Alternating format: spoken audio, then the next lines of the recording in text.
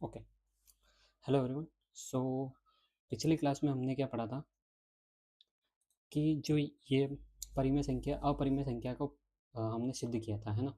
पिछली क्लास में हमने क्या किया था, अपरिमेय संख्या को सिद्ध किया था। एक थ्योरम पढ़ी थी कि पी एक अभाज्य संख्या होती है, यदि पी ए स्क्वायर को विभाजित करती है तो पी ए को भी विभाजित करती है। इसके बाद में हमने प्रूफ किया था कि अंडर दो जो है एक अपरिमेय संख्या क्यों होती है। इसके आगे जो नेक्स्ट क्वेश्चन है वो तुम्हारा एग्जाम्पल करेंगे। आज हम प्रश्नावली 1.2 के जो है एग्जाम्पल सारे वो करेंगे। तो यहाँ पर हमें क्या कह रहा है, सबसे पहला जो क्वेश्चन है वो हमसे पूछ रहा है कि सिद्ध कीजिए कि अंडर तीन एक अपरिमेय संख्या है। हमारा जो एग्जाम्पल नंबर 5 है ये हमसे कह रहा है कि अंडर तीन एक अपरिमेय संख्या हमें प्रूफ करना है। तो सबसे पहले हम क्या करेंगे, सबसे पहले हम इसको सॉल्व करेंगे। तो हल लिखेंगे यहाँ पर, हल हो जाएगा। सबसे पहले मैंने कल क्या बताया था तुम्हें, अगर तुमसे पूछ रहा है कि अपरिमेय संख्या सिद्ध करनी है तो सबसे पहला अपना काम है इसको मानना है कि यह एक परिमेय संख्या है। तो माना, यहाँ पर हम लिख देंगे माना, माना अंडर रूट तीन एक परिमेय संख्या है। अंडर रूट तीन एक परिमेय संख्या है, परिमेय संख्या है। इसको थोड़ा सा सही से लिख देता हूँ मैं। माना अंडर रूट तीन एक परिमेय संख्या है, परिमेय संख्या है।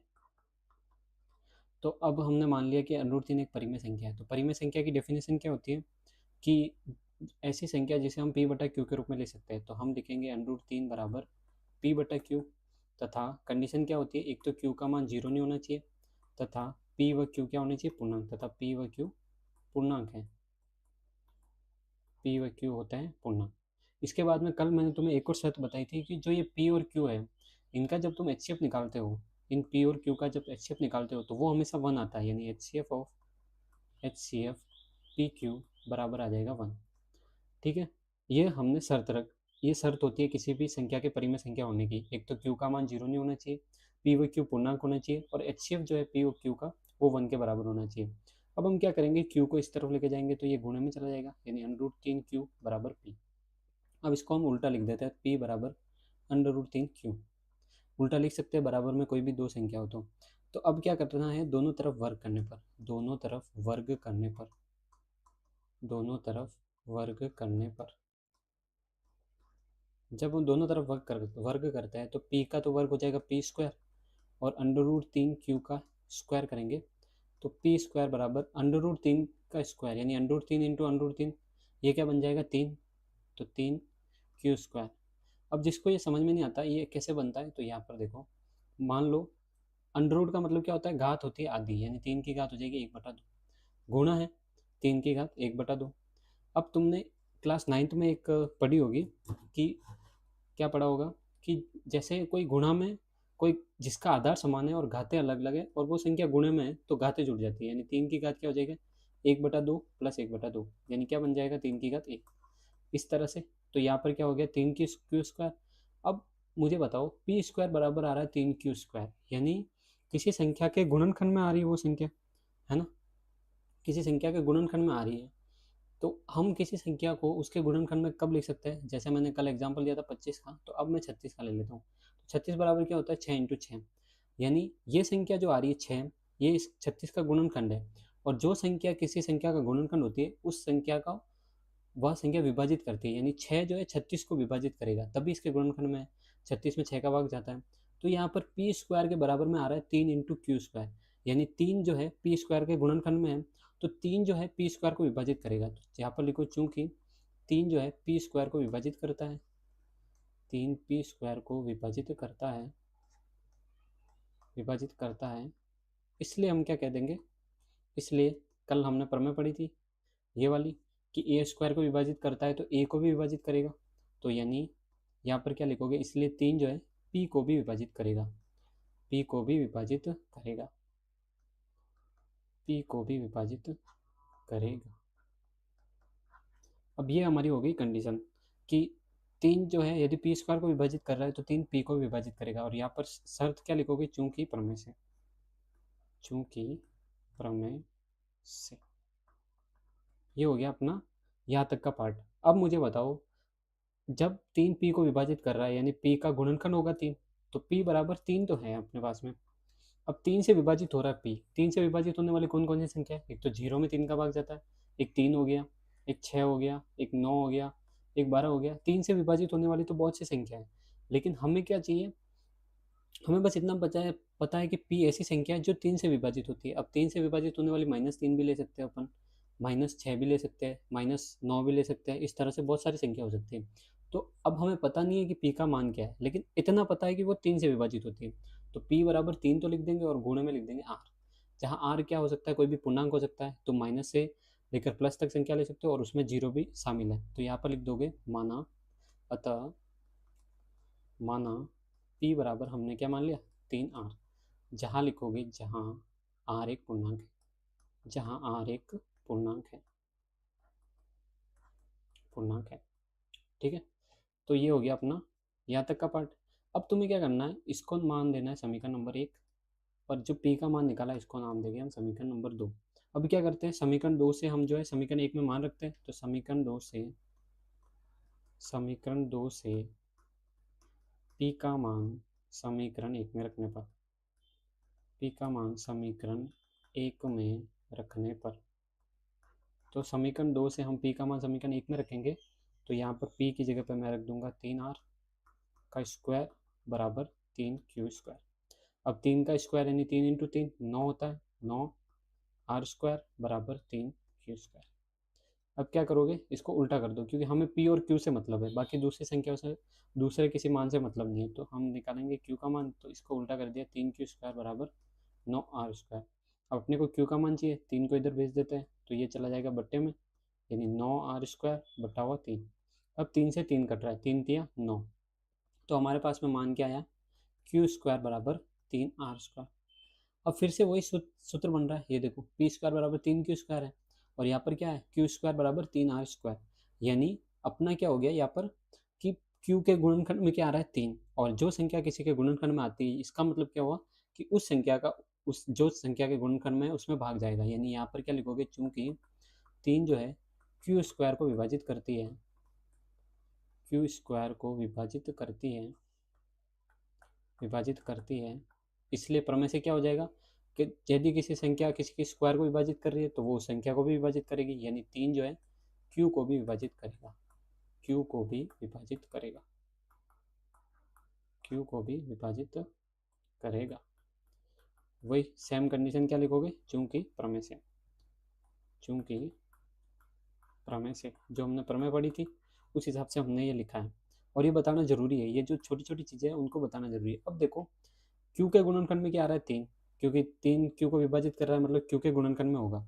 इसी तरह से पी के गुणनखंड में क्या आ रहा है? 3, तो यहाँ पर लिखोगे चूंकि 3 पी व क्यू दोनों का गुणनखंड है, पी व क्यू दोनों का गुणनखंड है, पी व क्यू दोनों का गुणनखंड है, इसलिए अतः HCF और पी क्यू का क्या होगा? HCF और पी क्यू का, पी के गुणनखंड में 3 आ रहा है, यानी 3 इंटू कुछ भी संख्या आर हमने मान ली, और क्यू बराबर 3 इंटू कुछ भी संख्या एक्स मान लो। तो अब इनके गुणनखंड में हमें क्या पता चल रहा है कि कॉमन क्या आ रहा है? 3। और HCF का मतलब क्या होता है? जो संख्या कॉमन आ रही है दोनों में वो संख्या ले लेते हैं, तो यहाँ पर 3 कॉमन आ रहा है, मतलब HCF क्या हो जाएगा? 3। तो HCF बराबर हमने ले लिया 3, जो कि बराबर नहीं है 1 के। हमने स्टार्टिंग में कंडीशन क्या बताई थी कि 1 के बराबर होना चाहिए HCF, तो 1 के बराबर नहीं आ रहा है, तो इससे अतः यहाँ पर क्या लिखोगे? अतः हमारी अवधारणा गलत है, अतः हमारी अवधारणा गलत है, जो हमने माना था वो गलत हो गया, अतः हमारी अवधारणा गलत है, अतः हमारी अवधारणा गलत है। तो जो हमने माना था वो गलत आ गया। तो अब जब √3 एक परिमेय संख्या नहीं है, तो क्या बचा? अपरिमेय संख्या। तो इसलिए यहाँ पर लिख दोगे, इसलिए √3 एक अपरिमेय संख्या है, एक अपरिमेय संख्या है, ठीक है। ये हो गया अपना उदाहरण एग्जाम्पल नंबर 5वां, सॉरी एग्जाम्पल नंबर 5वां। क्या करना था? अपन हमसे पूछा है कि √3 एक अपरिमेय संख्या है, बताओ। तो हमने क्या किया? हम उल्टा मान लेते हैं कि अपरिमेय नहीं, यह एक परिमेय है, और फिर इसको गलत प्रूव कर देंगे कि जो हमने माना है वो गलत है। तो हमने माना √3 एक अपरिमेय संख्या है, एक परिमेय संख्या है। तो जो परिमेय संख्या की परिभाषा थी उसके हिसाब से हमने लिख दिया, फिर पी का मान निकाला, यहाँ पे दोनों तरफ वर्ग किया, और पता चला कि 3 जो है पी² के गुणनखंड में आ रहा है। अब कोई संख्या किसी के गुणनखंड में तभी आती है तो हमने लिख दिया 3 जो है पी स्क्वायर को विभाजित करता है। अब चूंकि प्रमेय है कि कोई संख्या किसी के स्क्वायर को विभाजित कर रही है तो वो उस संख्या को भी विभाजित करेगा, यानी क्या लिख दिया 3 जो है पी को भी विभाजित करेगा। अब पी को विभाजित कर रहा है 3, लेकिन 3 से विभाजित होने वाली तो बहुत सी संख्या है, हमको पता नहीं है कि कौन सी संख्या है वो। तो हम क्या ले लेंगे कि मान लेते हैं आर है, जहाँ आर एक पूर्णांक है जिसमें तुम 0 माइनस प्लस कोई सी भी संख्या ले सकते हो। तो हमने मान लिया पी बराबर 3 है। फिर इससे क्या किया, इस पी के मान को समीकरण 1 में रख दिया, क्योंकि हमें क्यू का मान भी निकालना है। तो क्यू का मान यहाँ से निकाला, क्यू के मान में भी जो क्यू का मान आ रहा है वो भी 3 का गुणनखंड आ रहा है। तो हमने क्या किया, चूंकि 3 क्यू स्क्वायर को विभाजित करता है इसलिए 3 क्यू को भी विभाजित करेगा। इससे हमें पता चला कि 3 जो है पी व क्यू दोनों का गुणनखंड है। अब कोई संख्या किसी दोनों संख्याओं का गुणनखंड है तो वो उसका एचसीएफ में आती है। तो एचसीएफ बराबर हमने ले लिया 3, जो कि बराबर नहीं है 1 के, अतः हमारी अवधारणा गलत है और इसलिए √3 जो है एक अपरिमेय संख्या है। ये हो गया अपना एग्जाम्पल नंबर 5। इसके आगे देखो एग्जाम्पल नंबर 6, ये थोड़ा ईजी है। जो मैंने तुम्हें 2 बताए थे ना, वो कंफर्म है कि मान के चलो कि आते ही आते हैं। तुम्हारे पार्ट सी में ले लो, पार्ट बी में, पार्ट सी या पार्ट डी में, जो सेक्शन तुम्हारे 4 नंबर का होता है उसमें कंफर्म है कि आते ही आते हैं। ये वाले चांस हो सकता है कि 2 नंबर में आ जाए, और ये बहुत ईजी भी है। जैसे हल करता हूँ मैं, हमसे क्या कह रहा है, हमसे ये कह रहा है कि दर्शाइए कि 5 माइनस √3 एक अपरिमेय संख्या है। तो हमसे पूछ रहा है कि अपरिमेय संख्या बताना है 5 माइनस √3 को। तो यहाँ पर देखो 5 तो क्या पूर्णांक और √3 क्या है, अपरिमेय संख्या। अपन ने अभी सिद्ध किया था कि √3 एक अपरिमेय संख्या होती है। तो यहाँ पर सबसे पहले वही जो पिछले क्वेश्चन में किया था वैसे ही करना है कि माना 5 माइनस √3 एक परिमेय संख्या है। उल्टा मानेंगे हम, जो दे रखा है उसके एक परिमेय संख्या है, एक परिमेय संख्या है। अब हमने इसको परिमेय संख्या मान लिया तो परिमेय संख्या की परिभाषा को भी संतुष्ट करेगी ये, यानी हम लिख देंगे 5 माइनस √3 बराबर पी बटा क्यू। ये माइनस है ना, ये माइनस दे रखा है, ये माइनस है, ठीक है।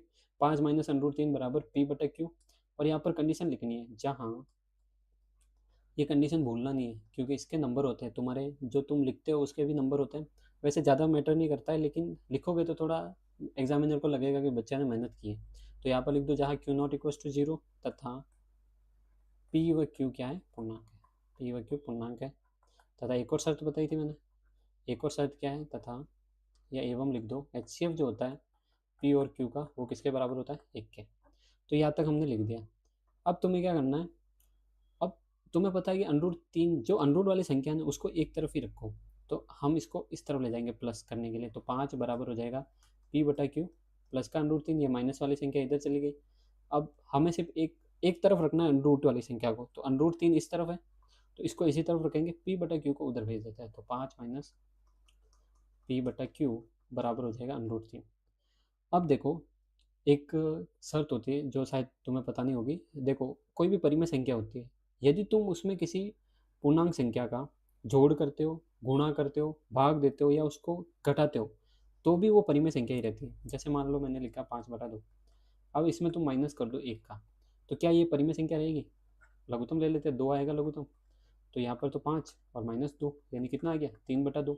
ये अभी भी परिमेय संख्या है। अब तुम मान लो 5/2 में 2 का भाग दे दो, तो 2 का भाग दे देंगे तो क्या हो जाएगा, ये नीचे ही रह जाएगा, यानी 5/4 हो जाएगा। तो भी ये परिमेय संख्या बन रही है। इस तरह से प्लस करोगे और गुणा करोगे तो भी वो परिमेय संख्या रहेगी। तो यहाँ से हमें क्या पता चल रहा है, हमें पता है कि पी बटा क्यू तो क्या है, एक परिमेय संख्या। अब इसमें तुमने 5 से घटा दिया इसको, फिर भी ये एक परिमेय संख्या ही रहेगी। जबकि √3 हमने क्या सिद्ध किया, एक अपरिमेय संख्या है। तो यहाँ पर लिखोगे, चूंकि 5 माइनस पी बटा क्यू एक परिमेय संख्या है, एक परिमेय संख्या है, एक परिमेय संख्या है, जबकि जबकि जो अपनी √3 है वो क्या है, एक अपरिमेय संख्या है। जबकि √3 एक अपरिमेय संख्या है, √3 एक अपरिमेय संख्या है। अरे यार shit, sorry for the disturbance.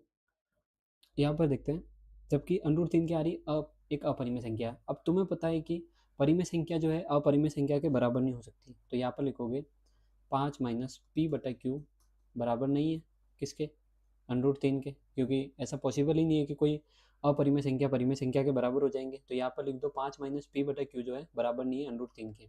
तो अतः इससे क्या निष्कर्ष निकलता है, हमने तो इसको परिमेय संख्या मानी थी, जबकि ये इस बराबर आ रही अपरिमेय संख्या के। तो अपरिमेय संख्या के बराबर तो वही संख्या हो सकती है जो अपरिमेय हो। तो यहाँ पर लिखोगे अतः हमारी अवधारणा गलत है, क्योंकि अगर हमने सही माना होता तो ये बराबर होनी चाहिए थी, जबकि बराबर नहीं है। तो यहाँ पर लिख दोगे अतः हमारी अवधारणा गलत है, जो हमने माना था वो गलत हो गया। तो यहाँ पर लिखोगे इसलिए इसलिए हमारी क्या थी, 5 - √3 जो है, इसलिए 5 - √3 एक अपरिमेय संख्या है, एक अपरिमेय संख्या है। ठीक है, वैसे भी तुमने पढ़ा होगा कि परिमेय संख्या, अपरिमेय संख्या में तुम किसी भी पूर्णांक संख्या को जोड़ो या घटाओ, वो हमेशा अपरिमेय ही रखती है ना। तो हमने क्या किया इसमें, सबसे पहले एक बार थोड़ा सा रिकॉल कर लो। हमसे क्या पूछा है कि 5 - √3 एक अपरिमेय संख्या है। तो वही सेम कॉन्सेप्ट है, सबसे पहले हम इसका उल्टा मानेंगे कि 5 - √3 एक परिमेय संख्या है। अपरिमेय दिया था, हमने मान लिया परिमेय संख्या है। अब परिमेय संख्या की डेफिनेशन लगाई कि इसे P/Q के रूप में ले सकते हैं। तो यहाँ पे तुम्हें क्या करना है कि तुम्हें पता है कि √3 एक अपरिमेय होती है, हम पहले सिद्ध कर चुके हैं। तो हमें क्या करना है, √3 को एक तरफ रखना है और बाकी सबको दूसरी तरफ रखना है। तो यहाँ से मैंने √3 माइनस में था तो इसको प्लस कर दिया और फिर P/Q को इधर भेज दिया। फिर यहाँ पर अगर तुम्हें लिखना चाहो तो लिख सकते हो, अगर तुम यहाँ पर लिखना चाह रहे हो तो लिख सकते हो, जैसे ये तो मैंने तुम्हें एग्जांपल बताया। तो चूंकि यहाँ पर लिख दोगे क्योंकि क्योंकि परिमेय संख्या में क्योंकि परिमेय संख्या में किसी भी पूर्णांक संख्या को जोड़ो, किसी भी पूर्णांक संख्या को पूर्णांक संख्या को जोड़ो, घटाओ, गुणा करो या फिर भाग दो, वह परिमेय संख्या ही रहती है। ऐसा लिख दोगे तो थोड़ा बेनिफिट होगा, सॉरी, लेकिन नहीं लिखोगे तो भी चलेगा। तो भाग दो तो वह भाग दो तो वह तो लिखना पड़ेगा आई थिंक, भाग दो तो भी वह परिमेय संख्या ही रहती है, तो भी वह परिमेय संख्या ही रहती है, परिमेय संख्या ही रहती है। ठीक है, तो ये अपन ने प्रूव कर दिया। इसके बाद में देखो अगला क्वेश्चन क्या कह रहा है कि दर्शाइए कि 3 √2 एक अपरिमेय संख्या है। इससे पहले हमने क्या किया, 5 - √3 का उसी तरह से करना है, और ये बहुत ही सरल क्वेश्चन है, तुम्हारा आने के चांसेस है। इसको पढ़ लो, दो नंबर में भी आ जाता है, तो तुम्हारा काफ़ी अच्छा काम हो जाएगा इसमें।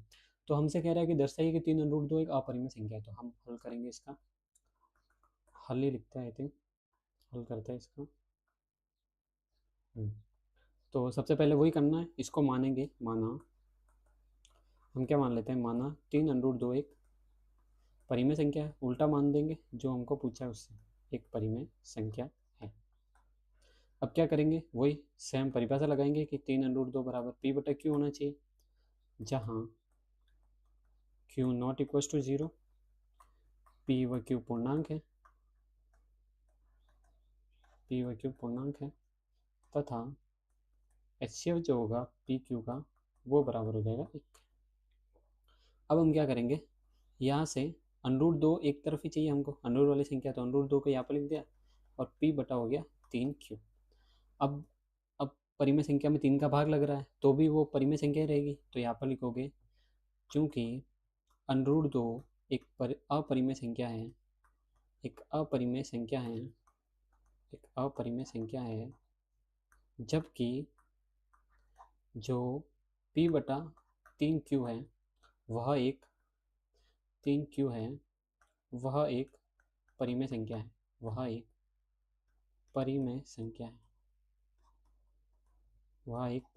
है, तो ऐसा पॉसिबल कैसे हो सकता है, लेकिन परिमेय संख्या कभी भी अपरिमेय संख्या के बराबर नहीं हो सकती, लेकिन √2 जो है बराबर नहीं हो सकता P/3Q के। क्यों नहीं हो सकता, क्योंकि ऐसा पॉसिबल ही नहीं है कि परिमेय संख्या जो है अपरिमेय संख्या के बराबर हो जाएगी, यानी √2 बराबर नहीं है P/Q के। अतः हमने जो माना, अतः क्या लिखोगे, अतः हमारी अवधारणा गलत है, जो हमने माना था वो गलत हो गया, अतः हमारी अवधारणा गलत है। इसलिए इसलिए जो क्या क्या था, 3√2, 3√2 एक अपरिमेय संख्या है, एक अपरिमेय संख्या है। ठीक है, तो इस तरह से किया था हमने। ये हो गया अपना क्वेश्चन। तो सबसे पहले वही सेम कॉन्सेप्ट है, 3√2 को तुम परिमेय मानोगे, फिर P/Q के रूप में लिखोगे, अंडर वाली संख्या को एक तरफ लिखो, बाकी संख्या को दूसरी तरफ भेज दो। फिर वही नियम लगेगा कि परिमेय संख्या में किसी भी पूर्णांक संख्या को जोड़ो, घटाओ, गुणा दो, भाग करो, वो हमेशा परिमेय संख्या ही रहती है। तो हमने ये लिख दिया कि अंडर एक अपरिमेय संख्या है, जबकि P/3 है वह एक परिमेय संख्या है। तो अपरिमेय और परिमेय बराबर नहीं हो सकती, अतः हमारी अवधारणा गलत है और 3√2 एक परिमेय संख्या अपरिमेय संख्या है। तो आज हमने क्या क्या पढ़ा है, एक बार रिकॉल कर लेते हैं। सबसे पहले तो हमने क्या देखा, सिद्ध किया, मतलब पांचवा क्वेश्चन था कि √3 को बताओ कि एक अपरिमेय संख्या है। तो वही सेम कॉन्सेप्ट, परिमेय संख्या माना, फिर इसमें पी का मान निकाला, फिर दोनों तरफ वर्ग किया, फिर पता चला कि जो 3 का गुणनखंड है, पी में पी जो है 3 का गुणनखंड है, यानी 3P² को विभाजित करेगा तो 3P को भी विभाजित करेगा। अब विभाजित कर रहा है तो 3 को तो विभाजित करने वाली बहुत सी संख्या है, हमने मान लिया वो R है, तो P बराबर 3R। तो समीकरण 2 से P का मान हम समीकरण 1 में रख देंगे, फिर यहाँ से Q का मान निकालेंगे, Q का मान भी जो संख्या ऊपर से है उससे विभाजित होगा। तो इस तरह से तुम देखा, तुम जो है √5 का निकाल सकते हो, √7 का निकाल सकते हो, √11 किसी भी संख्या का निकाल सकते हो। तुम्हें क्या करना है, ये 5 के गुणनखंड में आएगी P, फिर Q को भी 5 के गुणनखंड में लाना है। इसी तरह से Q 7 आ गया, अगर तुम्हें √7 एक अपरिमेय संख्या सिद्ध करने के लिए बोल दे तो क्या तुम क्या करोगे, P का मान 7 के गुणनखंड में आएगा तो 7 को विभाजित करेगा। इस तरह से सारे क्वेश्चन कर सकते हो तुम, करना सेम सेम स्टेप है। तो तुम्हारे अगर दूसरी संख्या भी आ जाए, जैसे √5 का हमने कर दिया, √2 का कर दिया, √3 का कर दिया, इसके अलावा कोई दूसरी संख्या भी दे दे तो भी तुम्हें सेम इसी तरह से करना है, बस संख्या चेंज हो जाएगी, गुणनखंड चेंज हो जाएगा, जो संख्या दी है वो। यहाँ पर √3 थी तो 3 गुणनखंड आ गया, √13 होती तो √13 गुणनखंड आ जाता, मतलब 13 गुणनखंड आ जाता। तो इस तरह से फिर हमने ये किया, HCF बराबर नहीं आ रहा है, अतः हमारी अवधारणा गलत है, इसलिए P और Q क्या हो जाएंगे, इसलिए √3 एक अपरिमेय संख्या हो जाएगी। इसके बाद में ये वाला तो छोटा क्वेश्चन है, इसमें तो ज़्यादा तुम्हें कुछ करना ही नहीं है, जो पूरा पीछे वाला था वो ज़्यादा बड़ा था, लेकिन इसमें तुम्हें ज़्यादा कुछ नहीं करना है। तुम्हें सबसे पहले उल्टा वही सेम प्रोसेस है, आप परिमेय संख्या मानो, P/Q के रूप में लिखो। इसमें बस ये ध्यान रखना है कि जो अंडर वाली संख्या उसको एक तरफ रखोगे और दूसरी संख्याओं को दूसरी तरफ भेज दोगे। तो वही किया, फिर हमें नियम लगाना है कि परिमेय संख्या कभी भी अपरिमेय संख्या के बराबर नहीं हो सकती। अब जब बराबर नहीं हो सकती तो ऐसा पॉसिबल कैसे हो रहा है, जब हमने माना, जो हमने माना वो गलत आ गया, क्योंकि अगर माना वो सही होता तो ये बराबर होनी चाहिए थी, जबकि हमें पता है कि बराबर नहीं होती, तो इसलिए हम लिखेंगे था हमारी धारणा गलत है और जो हमने संख्या मानी थी वो एक अपरिमेय संख्या है। नेक्स्ट वाले में भी सेम ऐसा ही करना है। तो इसके आगे जो है हम इस प्रश्नावली के क्वेश्चन करेंगे तो अगले वीडियो में के लिए। तो thank you so much for watching, और थोड़ा सा लाइक करो, अभी मैं नया हूँ लेकिन मैं तुम्हें इस पूरा कोर्स कराऊंगा। ठीक है, ये जो तुम्हारा कोर्स है इसको मैं पूरा कराऊंगा, एक बार लाइक कर देना और थोड़ा सा अपने दोस्तों में भी शेयर करो। अगर तुम्हारे दोस्त है कोई क्लास 10th में पढ़ रहा है और तुम्हें लगता है कि यार सर अच्छा पढ़ा रहे हैं, तो अगर तुम्हें फील होता है कि मैं थोड़ा बहुत अच्छा पढ़ा रहा हूँ तो एक बार शेयर कर देना इसको। और बाकी सब्सक्राइब करना चाहो तो सब्सक्राइब कर सकते हो, सब्सक्राइब से क्या होता है तुम्हें नोटिफिकेशन मिल जाएगा। मैं वैसे इस टाइम पे लाइव करूँगा डेली, तो लाइव से जुड़ोगे, मैं कमेंट वगैरह भी नहीं पढ़ूंगा तो तुम्हें जो है थोड़ा ऐसे डिस्ट्रैक्ट नहीं होगा। So thank you so much for watching. ठीक है।